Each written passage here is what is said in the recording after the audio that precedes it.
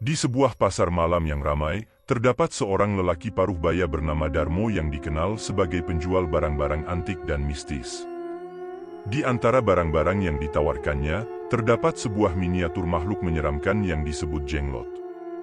Banyak orang yang tertarik, namun merasa ketakutan dan enggan membelinya. Seorang pemuda bernama Rizky, yang sangat percaya pada kekuatan gaib, tertarik pada jenglot tersebut meskipun merasa ngeri.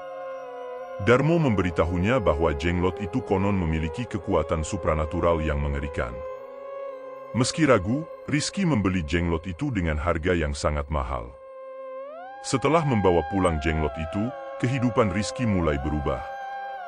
Dia sering mendengar suara-suara aneh di malam hari, seperti langkah kaki di dalam rumahnya yang sepi. Keadaan ini membuatnya semakin terobsesi dengan jenglot tersebut. Rizky merasa ada sesuatu yang mengintainya dari balik kegelapan. Suatu malam, Rizky terbangun oleh suara desisan halus di telinganya. Saat ia membuka mata, dia melihat jenglot itu bergerak. Panik, Rizky mencoba melemparkan jenglot itu keluar, namun jenglot itu kembali ke tangannya dengan cepat. Rizky merasa kehilangan kendali atas dirinya sendiri. Semakin hari, kehadiran jenglot itu semakin mengganggu Rizky. Ia tidak bisa tidur nyenyak karena terus dihantui oleh kehadiran jenglot tersebut. Pada suatu malam, Rizky merasa sesuatu yang dingin dan lengket menyentuh kakinya. Ketika ia melihat ke bawah, ia melihat jenglot itu berada di dekat kakinya, dengan tatapan mata yang tajam dan haus akan darah. Rizky berusaha melawan, namun jenglot itu terus mendekat dan akhirnya melompat ke arah lehernya.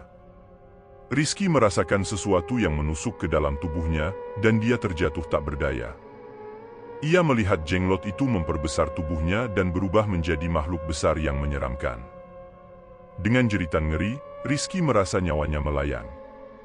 Keesokan harinya, tubuh Rizky ditemukan tak bernyawa di dalam rumahnya. Tangannya masih memegang erat jenglot itu. Warga sekitar menjadi gentar dan berpikir dua kali sebelum mempercayai kekuatan gaib yang ada di sekitar mereka. Jenglot itu kembali ke tangan Darmo, si penjual barang-barang antik, yang tersenyum penuh kepuasan. Tengah malam yang sunyi, terdengarlah suara langkah kaki yang menghantui kediaman Rizky. Suara itu semakin dekat dan terdengar semakin jelas, seolah-olah ada seseorang yang berjalan di koridor rumahnya. Rizky yang sedang terjaga dengan ketakutan segera mencoba untuk mencari sumber suara tersebut. Namun, semakin ia mendekati asal suara, semakin jauh ia merasa suara itu berpindah.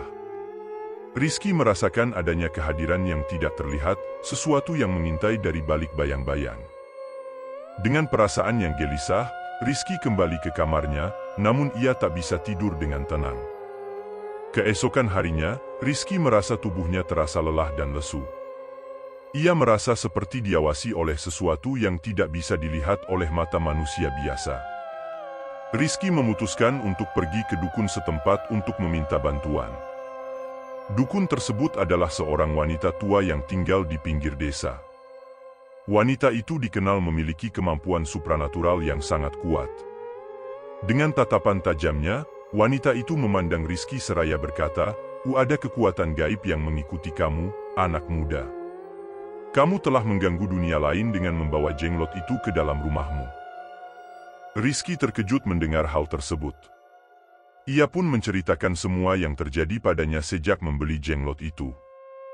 Wanita tua itu mengangguk mengerti, lalu memberikan beberapa petunjuk kepada Rizky untuk mengusir kekuatan gaib yang mengganggunya. Rizky pun pulang dengan hati yang berdebar-debar. Malam itu, ia mencoba melakukan ritual yang diajarkan oleh wanita tua tadi. Ia membakar kemenyan dan memanjatkan doa untuk memohon perlindungan dari kekuatan gaib yang menghantuinya. Namun, upaya Rizky tampaknya sia-sia. Suara-suara aneh dan perasaan terawatinya terus berlanjut malam demi malam. Rizky semakin terpuruk dalam ketakutan dan keputusasaan. Hingga suatu malam, Rizky terbangun oleh suara teriakan yang mengerikan dari dalam rumahnya. Ia segera melihat ke arah asal suara dan terperanjat melihat jenglot itu berada di ujung tempat tidurnya, dengan mata yang menyala-nyala dan tangan yang terulur ke arahnya. Rizky merasakan sesuatu yang merayapi tubuhnya. Ia merasa energi hidupnya sedang dihisap oleh kekuatan gelap yang ada dalam jenglot itu. Dalam kepanikan, Rizky mencoba melemparkan jenglot itu keluar rumah, namun jenglot itu kembali lagi ke tangannya dengan kekuatan yang lebih besar. Ketakutan membuat Rizky kehilangan akal sehat. Ia merasa sedang terjebak dalam siklus teror yang tak berujung.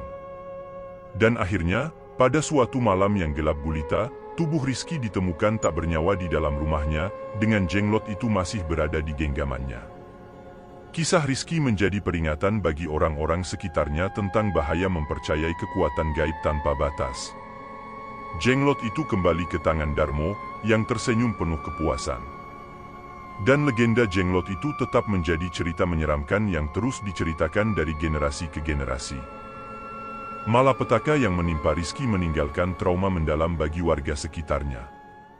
Pasar malam tempat Darmo menjual barang-barang antik dan mistis itu pun menjadi sepi, seolah-olah terkutuk oleh kehadiran jenglot yang menyeramkan. Beberapa minggu setelah kejadian tragis itu, seorang mahasiswa bernama Andi datang ke pasar malam tersebut. Ia tertarik pada jenglot tersebut dan memutuskan untuk membelinya, meskipun penjual lain menyarankannya untuk tidak melakukannya. Andi menganggap semua itu hanyalah mitos belaka dan ingin membuktikan bahwa keberanian dan pengetahuannya lebih tinggi dari hal-hal gaib. Namun, sejak Andi membawa pulang jenglot itu, kejadian aneh mulai menghantuinya. Suara-suara aneh terdengar di rumahnya, benda-benda bergerak tanpa sebab, dan ia sering bermimpi buruk tentang jenglot itu. Andi awalnya mengabaikan semua itu, tetapi semakin lama semakin jelas bahwa kehadiran jenglot itu tidak biasa. Andi kemudian memutuskan untuk mencari tahu lebih banyak tentang jenglot tersebut. Ia melakukan riset dan menemukan bahwa jenglot itu konon berasal dari makhluk gaib yang haus akan energi manusia.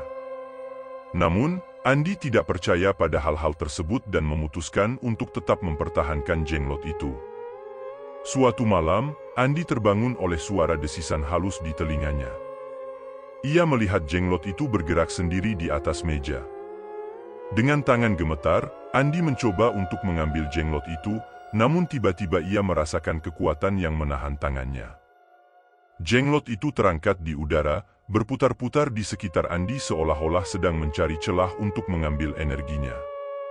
Andi merasa terhisap oleh kekuatan gelap yang tak terlihat.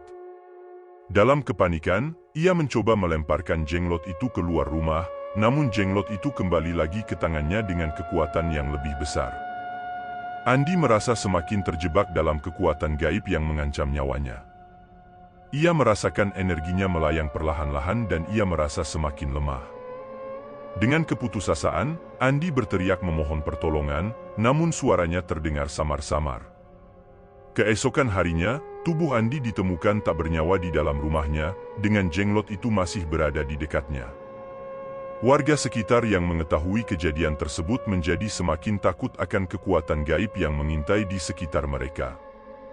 Jenglot itu kembali ke tangan Darmo, si penjual barang-barang antik, yang kini tersenyum dengan kepuasan yang mengerikan. Setelah kejadian tragis yang menimpa Andi, desas-desus tentang keberadaan jenglot itu semakin menyebar di sekitar kota. Orang-orang menjadi semakin waspada terhadap barang-barang antik dan mistis yang dijual di pasar malam. Namun, kehadiran jenglot itu juga menarik perhatian seorang peneliti paranormal terkenal, yaitu Dr. Laras. Dr. Laras, seorang ahli parapsikologi yang telah meneliti berbagai fenomena gaib di berbagai belahan dunia, mendengar tentang kasus-kasus misterius yang terjadi terkait dengan jenglot tersebut. Ia memutuskan untuk datang ke kota tersebut untuk menyelidiki lebih lanjut. Saat tiba di kota, Dr. Laras langsung memulai penyelidikannya. Ia berbicara dengan orang-orang yang pernah memiliki hubungan dengan jenglot tersebut, termasuk Darmo, si penjual barang-barang antik. Dr. Laras juga melakukan pengamatan langsung di pasar malam tempat jenglot itu ditemukan. Selama penyelidikan, Dr. Laras menemukan banyak bukti yang menunjukkan bahwa jenglot itu memang memiliki kekuatan supranatural yang sangat kuat. Ia menemukan jejak-jejak energi gaib yang terkait dengan jenglot tersebut, serta saksi-saksi yang menceritakan pengalaman menyeramkan mereka setelah memiliki jenglot itu. Dalam perjalanannya, Dr. Laras juga menemukan sebuah naskah kuno yang menyebutkan tentang keberadaan jenglot-jenglot lain yang tersebar di berbagai tempat di dunia. Menurut naskah tersebut, jenglot-jenglot itu adalah makhluk gaib yang diciptakan oleh seorang dukun jahat untuk mengumpulkan energi manusia demi kepentingan pribadinya. Dr. Laras menyimpulkan bahwa jenglot itu merupakan bagian dari rencana jahat yang lebih besar. Ia kemudian memutuskan untuk mengambil tindakan untuk menghentikan kekuatan gaib yang mengancam kota tersebut. Dengan bantuan para ahli parapsikologi lainnya, Dr. Laras melakukan ritual khusus untuk mengusir kekuatan gelap yang ada dalam jenglot tersebut. Ritual itu dilakukan dengan penuh kehati-hatian dan keberanian, karena mereka tahu bahwa kekuatan yang mereka lawan sangatlah kuat. Setelah beberapa jam melakukan ritual, akhirnya kekuatan gelap dalam jenglot itu berhasil diusir. Jenglot itu kembali menjadi sekadar miniatur tanpa kekuatan gaib yang menyeramkan. Warga kota pun merasa lega, namun mereka juga sadar bahwa mereka harus tetap waspada terhadap kekuatan gaib yang selalu mengintai di sekitar mereka. Dengan demikian, cerita tentang jenglot itu menjadi legenda yang terus diceritakan dari generasi ke generasi. Dan Dr. Laras menjadi pahlawan bagi warga kota tersebut yang berhasil mengusir kegelapan yang mengancam kehidupan mereka.